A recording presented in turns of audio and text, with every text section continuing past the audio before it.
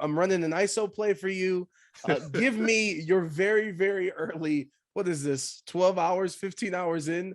Oh, like I said, we're recording this on Friday. I need your 15 hours in NBA 2K23 review. Oh boy. So overall, I'm having some fun with it. What I do every time a 2K releases, I make myself upset within the first 15 minutes of the game because I go to the ratings. You sound like a Madden fan. Yeah, that too. But every year I go to the ratings, and what you'll learn, and for me anyway, like it's never about the overall rating. Like you could, like, a whole bunch of people debate, wait, Giannis 97, LeBron 96, or whatever the case would be. All right, no, Nekias, like you that. sicko, the interior defense ratings. Yeah, see, that's what I'm like. That's the overall rating doesn't matter. That's why I was like, I get why people are upset that Russ is a 78, but I'm just like, okay, I haven't seen all his ratings yet. But like, if Russ is still fast and has a really high driving layup and driving dunk and the passing ratings there, you're still going to be able to be Russ. Like, you're fixating on the 78 instead of you can do everything you want to do with Russell Westbrook. And so for me, it's always, okay, what are the individual ratings? That's what really matters to me. How are these players going to play?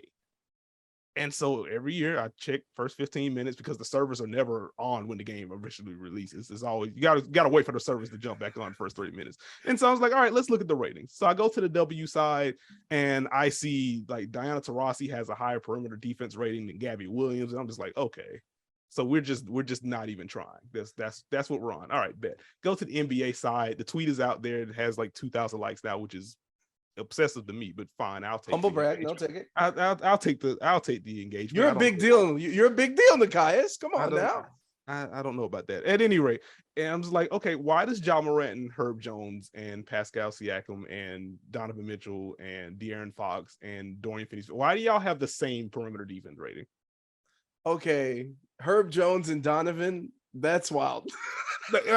I made tweets like 8 players. They all have a 79 perimeter defense rating, and it's like 4 elite or just barely sub-elite defenders, and then LaMelo, Donovan Mitchell, Ja Morant, and I can't remember the fourth name right now. I'm just like, y'all have the same rating. Why? What is that? Makes no sense to me. I don't get it. Like, I understand that the ratings are derived from some sort of formula.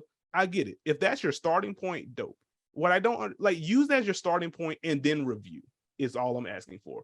Get the number that the computer spits out, and then, all right, should Ja Morant and Herb Jones have the same rating? Probably not. Let's drop Ja some. Let's rate Herb Jones some, and then you do that. I feel like what's being done, and again, this is very much opinion. I haven't talked to anyone. I don't know the exact nuts and bolts of it. I feel Ronnie, like listen up.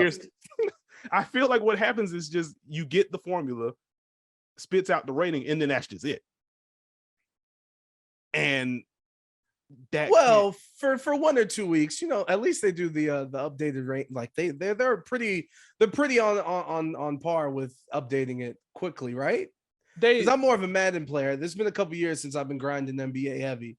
No, I got you. Like, they do a good job of updating in terms of like injuries and roster moves and stuff like that. Like, the overall ratings move up and down. Like, the individual ratings, I don't think see too much. Oh, that's disappointing. Okay, yeah, tighten up, Ronnie. Gameplay though, wise. Gameplay, I've had some fun with it. I've had some fun with it. It does feel like a slower game than years past. People are adjusting to the adrenaline boost of 3 bars underneath, so you can't just spam left, right, and just dribble 18 seconds going side to side like you could last year. Thank you for that. That's just not basketball. Sounds infuriating. That's just not basketball. And like, what gets me about that, like, you will say that, and then it's like, oh man, you just mad because you can't stop. Like, no, like, I've played on good rec teams and pro-am teams and stuff like no, we win, but like, again, this isn't basketball. This isn't how it's played.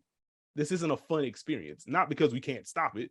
Like, the fact that we have to stop it is the problem, not whether we can or can't. It's when it becomes its own game and the game's not basketball. You're just playing something else using basketball. It's animation simulator at a certain point. And it's like, no, that's not what we're spending. That's not what we want to spend the however much for the game. But anyway, gameplay is a little bit slower, feels a little bit heavier, but I do like it. The movement is good.